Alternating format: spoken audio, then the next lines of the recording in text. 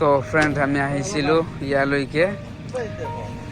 অসম আৰক্ষী বাহিনীৰ নতুন মুখ্য কাৰ্যালয় চৌধুৰী অনুষ্ঠান হ'ব ইয়াতে কালি দেখা পাই আছে পুৰা ৰাতি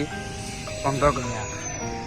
পুৰা একদম ৰাতিৰ অন্ধকাৰত পোহৰ হৈ গৈছে চবফালে কাম চলি আছে কালি আমাৰ ভাৰতৰ গৃহমন্ত্ৰী অমিত শ্বাহ ডাঙৰীয়া ইয়ালৈ উপস্থিত হ'ব আৰু আমাৰ অসমৰ মুখ্যমন্ত্ৰী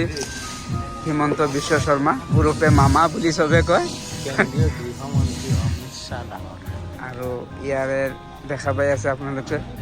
VVIP ইয়াতে কাম চলি আছে ইয়াতে চব VVIP আসন হ'ব দেখা পাই আছে অতি ধুনীয়া কৰি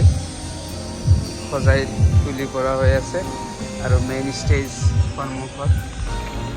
দেখা অলপ আহিলোঁ আপোনালোকক দেখাই দিওঁ বুলি দেখা পালে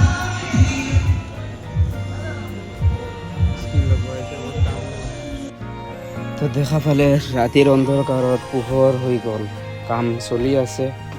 তো আজি মোটামুটি দেখা পাব কিমানখিনি আগবাঢ়িছে অলপ দেখাই দিলোঁ চব চেয়াৰ টিয়াৰ লগাই একদম ধুনীয়া কৰি সজাই ৰাখিছে আৰু অলপ পিছত চাগে আৰু অলপ ডেক'ৰেশ্যনৰ কামখিনি কমপ্লিট হৈ যাব অলপ বাকী আছে তো অলপ আগফালে আমি যাওঁ তাতে কি আছে দেখা পাব আপোনালোকে তাতে লৈ গৈ আছোঁ আপোনালোকক চাই থাকিব তো ইয়াতে দেখা পাই আছে হেলিপেড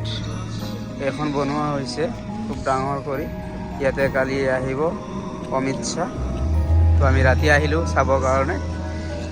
তো এয়া কাম চলি আছে দিনে ৰাতি কাম চলি আছে মেক্সিমাম কাম কমপ্লিট হৈছে